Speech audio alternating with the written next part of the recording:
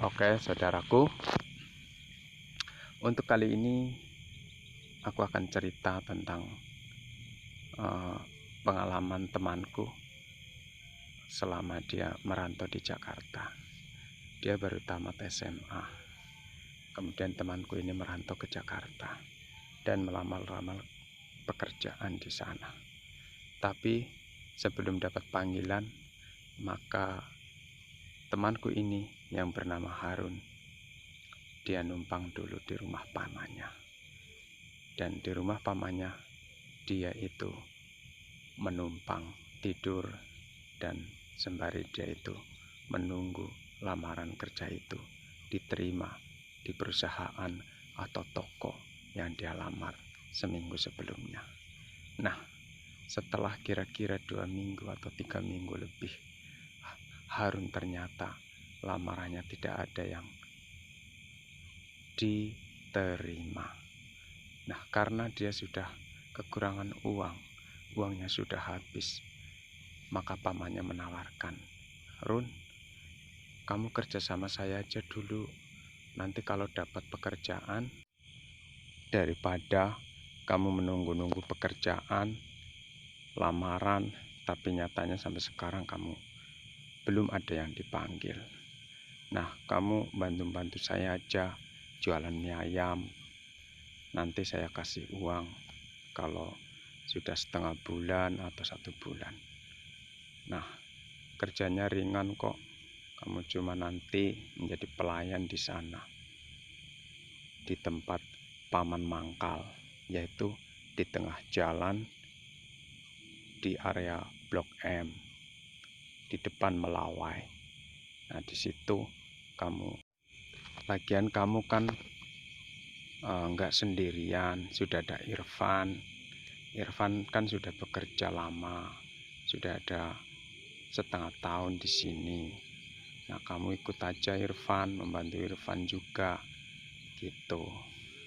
Begitulah pamannya Harun menawarkan dia untuk kerja bersamanya, yaitu jualan mie ayam.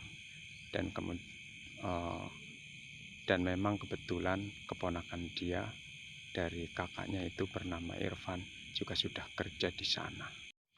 Lalu tawaran pamannya itu diterima oleh Harun, dan mulailah sejak saat itu dia kemudian besok paginya dia sudah ikut memasak, ikut motong-motong sayur, ikut motong-motong daging ayamnya dan sebagainya. Nah, setelah selesai di siang hari, maka siap-siap untuk berangkat ke daerah Blok M.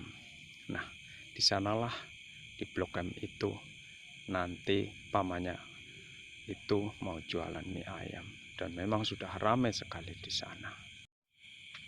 Nah, ketika Harun siang itu berangkat sama pamannya, sama Irfan, menuju Blok M, dan sambil mendorong gerobak, dia berpikir, jauh banget ya jalannya ya. Memang jauh ya, itu sekitar adalah 30 menit berjalan menuju Blok M itu. Dan ternyata di sana itu ramai betul orang jualan kaki lima itu. Dan Harun pun sempat heran. Dan jualannya mie ayam itu memang sampai malam hari, sekitar jam 9 itu sampai jam 10. Nah, jam 10 lebih itu pelanggan sudah mulai sepi, dan orang-orang yang jajan mie ayam itu juga sudah mulai berkurang. Maka itulah jualannya sampai larut malam, sampai jam 11-an. Kemudian setelah jam 11, maka Harun dan Irfan pun mulai kemas-kemas, membersihkan semuanya, termasuk membersihkan sampah-sampah yang ada di jalan.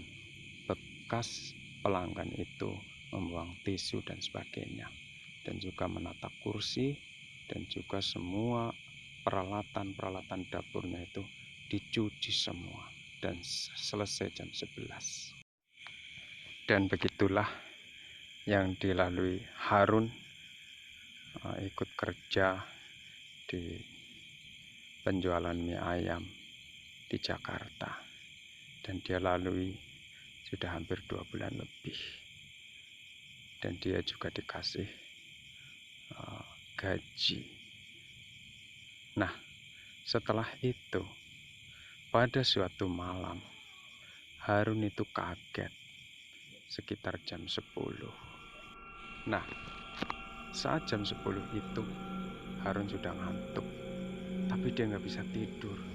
Tahu-tahu tubuhnya dari kepala, badan, tangan, kaki, dan semuanya seperti ditusuk-tusuk jarum. Dia itu kemudian menggigil juga katanya, dan dia merasakan sakit yang luar biasa. Jam 10, kemudian sampai jam 11, kemudian sampai jam 12 dia tunggu. Dia masih seperti itu, sakit seperti ditusuk-tusuk jarum. Cuman karena pamannya sudah tidur, maka dia tidak berani membangunkan pamannya dan menceritakan yang sedang dia alami. Dia cuman terus dia itu berzikir, dia meminta kepada Allah, kenapa kok saya sakit semua badannya, kata dia. Nah, itu sampai jam 12, jam 1. Dan dia terus meronta dan meronta. Nah, karena suara rontaan si Harun ini, kemudian pamannya bangun. Run, kamu kenapa? Kok meronta-ronta kayak gitu? Terus Harun menjawab, Paman, aku kok kayak sakit ditusuk-tusuk jarum ya. Semua tubuhku dari kepala sampai kaki. Ini gimana Paman, tolong. Oh gitu. Nanti ya Run, saya mau keluar dulu, mau cari warung. Siapa tuh ada balsem orang jual di sana. Walaupun sekarang masih jam 1. Tunggu ya Run, aku ke warung dulu. Ya Paman. Dan pamannya pergi keluar, dan lama sekali ditunggu sama Harun karena dia sudah nggak sabar. Jam 1, jam 2, jam setengah 3, Harun terus meronta dan meronta.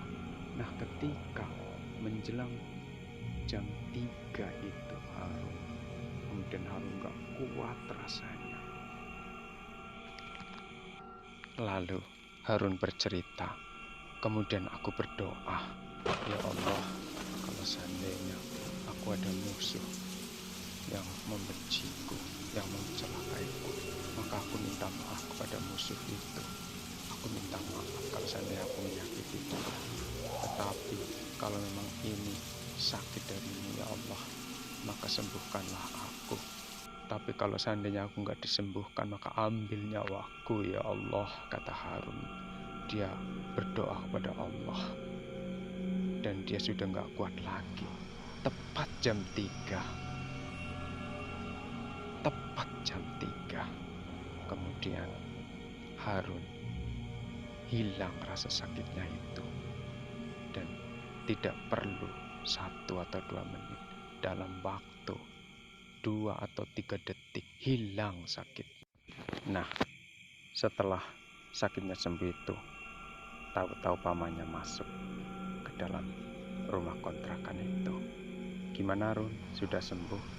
Sudah Paman, sakitnya sudah hilang.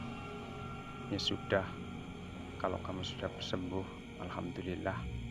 Paman nggak nemuin warung yang buka, semuanya pada tutup. Nah, Harun pun heran, kok lama banget. Apa yang dia lakukan di luar? Ada mungkin sekitar 20 menit lebih, ya kan, padahal warungnya dekat.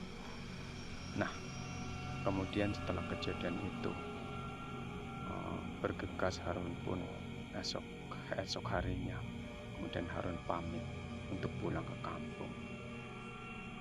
Nah, ketika sudah di kampung, maka bapaknya pun cerita, Harun, untung kamu segera pulang nak. Karena apa? Kemarin pamanmu nelpon saya ketika sebelum kejadian itu. Dia nelpon, Kang, saya harap Harun biar kerja di sini aja, jangan diharapkan pulang dulu, biar dia kerja, ya Kang. Nah, seperti itulah cerita dia. omongan dia ke bapak, "Harun, untung kamu sudah pulang hari ini, dan beruntung sekali." "Iya Pak, memang aku beruntung. Aku segera pulang karena aku takut itu akan terjadi lagi." Nah, seperti itulah Harun cerita pada bapaknya. Dan Harun kaget. 3 bulan kemudian terdengar berita bahwa Irfan meninggal dunia di Jakarta itu.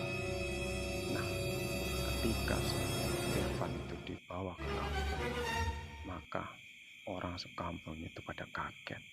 Tubuh Irfan itu bengkak dan lebam-lebam di sekujur tubuhnya, terutama di dada, di tangan, dan juga di punggung. Ada apa dan sebagainya. Padahal dia 3 bulan sebelumnya ketika Harun itu kerja di sana, dia sehat walafiat. Tapi itulah kenapa Harun heran sekali pada waktu itu.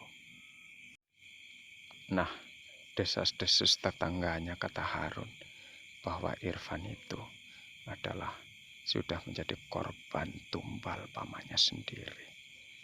Nah, begitulah saudaraku kisah Harun yang diceritakan kepada saya pada waktu itu. Terima kasih. Selamat malam.